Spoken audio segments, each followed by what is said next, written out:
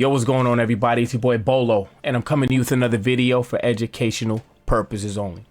Today I want to talk about more details that are coming out with this whole Carmelo with a K, Anthony, the fatal stabbing with Austin Metcalf, which I would like to express my condolences once again to the family. There's a couple lessons to be learned here. Do not mistake anything I say as justifying or anything like that. I'm just talking about real life, and we need to have real conversations. Another thing is, this is a wet dream for the media, not just the far right or the far left. Everyone is eating off this because there are so many easily manipulated individuals, and they are being done dirty right now. But let's get into the developments. The family of Texas teenager accused of killing track rival has raised more than $80,000 for his legal defense. The family of 17-year-old Carmelo Anthony has raised more than $85,000 in donations after he was charged with murder. Anthony was charged with murder following the stabbing death of 17-year-old Austin Metcalf at a track meet in Frisco, Texas on April 2nd. An attorney for Anthony has claimed that the stabbing was done in self-defense. Now, depending on the laws, who knows? Once all the details come out, he might actually skate. Who knows? But I can tell you this. There is no reason for him to have brought a knife to a track meet. This could have been easily avoided. But I'm going to get into breaking this down further as we go along. The family of Texas teenager accused of fatally stabbing a fellow high school track star has started a legal defense fund on his behalf. In a fundraiser posted on Give Send Go, the family of 17-year-old Carmelo Anthony, who was charged with murder following the death of 17-year-old Austin Metcalf. Yo, these kids are young, man. 17. Imagine somebody's life. Imagine when you were 17, if you're like 30 years old today. Imagine you were done at 17, man. People need to really understand the value of life and how fragile it is. Okay, but yeah, I mean, it's sad. Wrote that the accusations against the teen was false, unjust, and harmful. This is the official support fund for Carmelo and his family during this challenging and difficult time. The family's message states, the narrative being spread is false, unjust, and harmful. I don't think so. The fact of the matter is that your son brought a knife to a track meet and stabbed someone that did not have any weapon and did not raise a fist to your son, at least as far as we know. As a family of faith, we are deeply grateful for all the support during this trying period. Your prayers and assistance mean more to us now more than ever, the family adds. As of Sunday, April 6th, the fundraiser has garnered more than $85,000 in donations towards a $100,000 goal. Anthony and Metcalf were both at a track meet at Kendall Stadium in Frisco, Texas, when Anthony allegedly removed the knife from his backpack and stabbed Metcalf. That was what we heard at the beginning, but there's more to be learned about this, who was pronounced dead by the time he arrived at the hospital. Defense attorney Derek Walpole has since told local news outlet NBC5 that Anthony stated he acted in self-defense. I know that my client said that it was self-defense. I don't have any reason to disbelieve that, but I need to develop facts, talk to people, and figure out what's going on before I make any statements about what I think happened. Walpole told the outlet on Friday, April 4th, I don't have any reason to think it wasn't self-defense at this time. The defense attorney added that he is also asking a judge to lower Anthony's $1 million bond. Metcalf's family has also established a fundraiser for the expenses, which has raised nearly $250,000 since April 2nd. He was a bright young man with a great future ahead of him. Metcalf's father wrote, yeah, he was a leader of men. His smile would light up a room. His passion for football was unbelievable. Voted team MVP past season and carried a 4.0 GPA. He was looking forward to taking his game to the next level. It's pretty sad, man. Young man. It looks like he had the world in his hands, ready to attack, the next stage of his life, and it's all over something that didn't need to escalate past a couple words, if we're going to be quite honest. A copy of the probable cause affidavit in the case previously obtained by people states that that Anthony had distanced himself from the victim and other athletes when police arrived on the scene. Obviously, an arresting officer ordered the 17-year-old to put his hands up, at which time Anthony allegedly shouted, "I was protecting myself." What it sounds like is that this kid was looking for an issue and was just waiting for what he thought was the opportunity to use this knife. Because there is no reason you're just bringing a knife to a track meet. There's just no reason. None. When the officer referred to Anthony as an alleged suspect, he seemingly admitted to the crime in response, allegedly saying, "I'm not alleged, I did it," according to the affidavit. "He put his hands on me, I told him not to." Lesson 1. Take threats seriously. This young man, Austin, and I could see it, young 17-year-old kid, MVP of the football team, 4.0 GPA, he's probably feeling himself. And he didn't take this kid's threat seriously. Take people for their word. Now, am I justifying what the kid did? Absolutely not. But I don't want people thinking I'm saying, hey, he deserved it. No, what I'm saying is when people tell you things, do not underestimate them. There are so many people in the grave right now because they thought they wouldn't do that over something so small, and there are so many people that will. That's an unfortunate reality. There's people that will shoot you, cut you, push you in front of a train for the smallest of what they feel is disrespect or an offense. I have a friend, personal friend of mine that I've known for, I don't know, probably like 20 years at this point almost. Yeah, around 20 years. And his cousin was actually killed in Harlem. And it was a big news story where the guy held the door for him and he didn't say thank you. And the guy became so angry that on the way out of the store, he shot him in the head and walked out the door. There's so many people that are unstable and so many people that are just looking to inflict brutality and violence on somebody. And you need to take it seriously. When he said, "Don't touch me," he said he put his hands on me, I told him not to. Anthony told the police officer at one point, asking the authorities if what happened could be considered self-defense. An eyewitness told police that the confrontation between the two boys began when Metcalf asked Anthony to move out from under the tent that had been set up for the members of his high school track team. So it was meant for him and his team. And he was letting him know, like, dude, you're in the wrong spot. This is not for you. You have to go over there. Anthony then allegedly told Metcalf, "Touch me and see what happens." Right then and there, you need to put your and I know it's tough, especially as a young kid. You got all that testosterone. You're the leader of the football team. You feel like you can't be touched. Guarantee that was going through his head. Like, who is this guy talking to me like that? You need to go. And unfortunately, he touched him, and the rest is history. The eyewitnesses claimed that Metcalf touched Anthony, at which time Anthony allegedly told him to punch him and see what happens. According to the affidavit, Metcalf then went to physically move Anthony, which is when Anthony allegedly pulled out the knife out of his bag, stabbed Metcalf in the chest, and fled from the tent. People, and unfortunately black people, there is a huge problem with violence. And I've been seeing some of the replies in Twitters where people are like, "Oh, you try to touch me, yeah, that's what's gonna happen."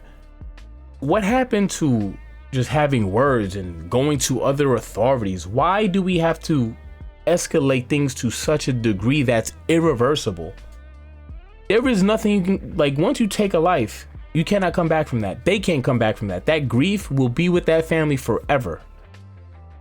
That kid or man or woman or child's life that was cut short, their potential that's never been realized, all that is over with. All he did was put his hands on him. Now, like I said, he should not have put his hands on him, and definitely try not to move him.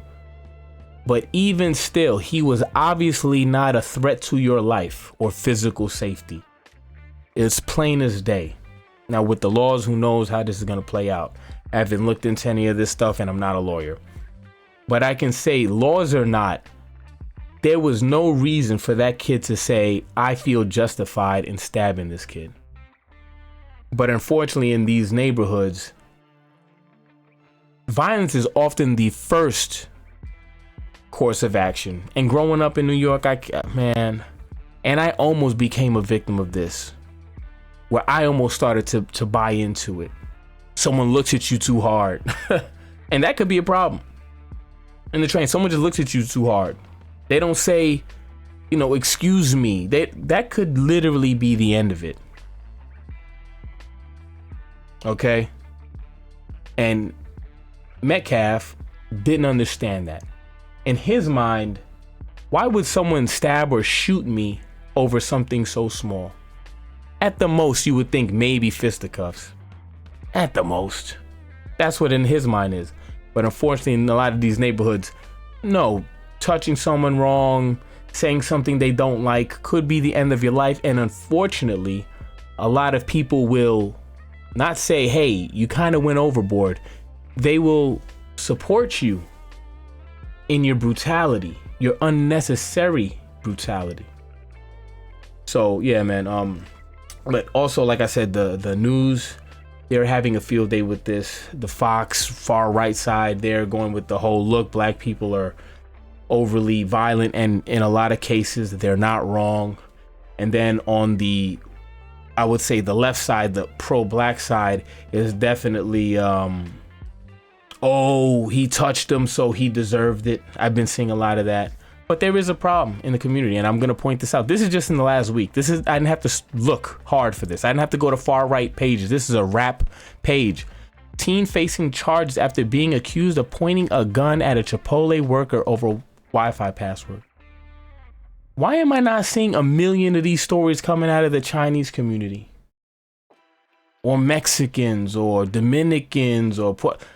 Everyone does stuff. I'm not sitting here saying black people are the only ones, but these are stories that are not hard to find.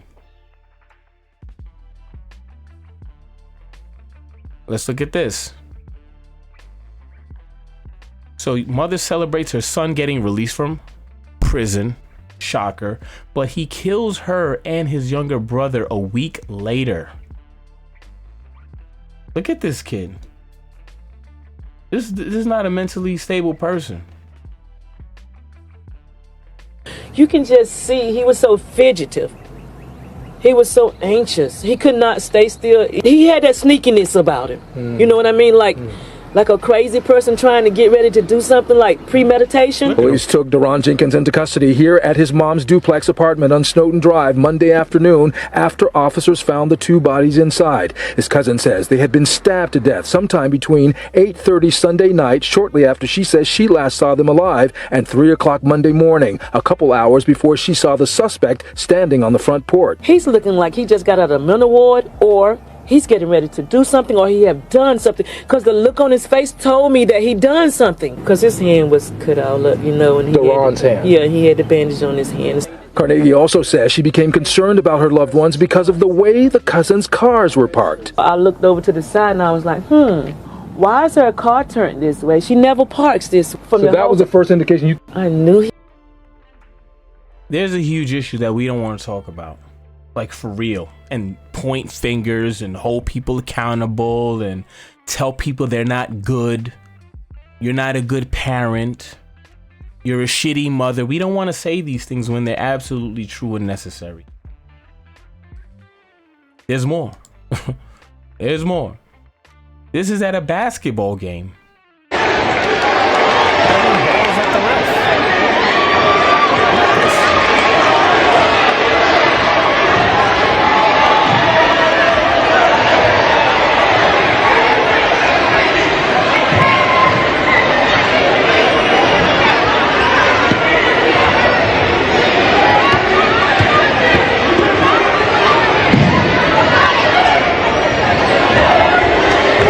Unnecessary. It's a basketball game at a high school. What are you attacking people for? Good Samaritan, DoorDash driver stabbed and carjacked by the man he was trying to help. Clearly, he doesn't make the best decisions. While waiting on a to-go order at Waffle House off West Rendon Crowley Road in South Fort Worth overnight Saturday, Jackson Oltmans says someone knocked on his car window asking for money. And he's told me he was just trying to get some food. Oltmans decided to order the man food. I opened my car, I was gonna go get him some food, and literally the second I opened my door to step out, he just like starts stabbing me. Fort Worth Police Department says Quindarius Cartwright is the man. Quindarius, my nigga. Quindarius. Man who cut Oltmans in the face and chest. Photos of the bloody gash are too graphic to broadcast. Genuinely thought I was gonna die. It was so much blood. Walked in Waffle House. They were freaking out. I mean, I'm sure it's probably a traumatic thing for anyone to watch. Video of Oltmans' recovery shows his swollen face and stitches. Most of the stab wounds, like to the body, weren't really too bad. It was just when he stabbed me in the face that was like, it was really bad. On top of injuries, Cartwright. This is just a small sample size. We're going to be quite honest. You could talk about the white oppression and supremacy. This is the fact of the matter. White people, and I say white because white's not a thing. There are no white people. There's Irish, there's Italian, there's English, there's, you know, Danish. There's ethnicities, okay? They might all have white skin, but they all haven't done the same things in history. Some have been more victims, some have been more victors, some have been non-factors, you know, but let me not get too far off course.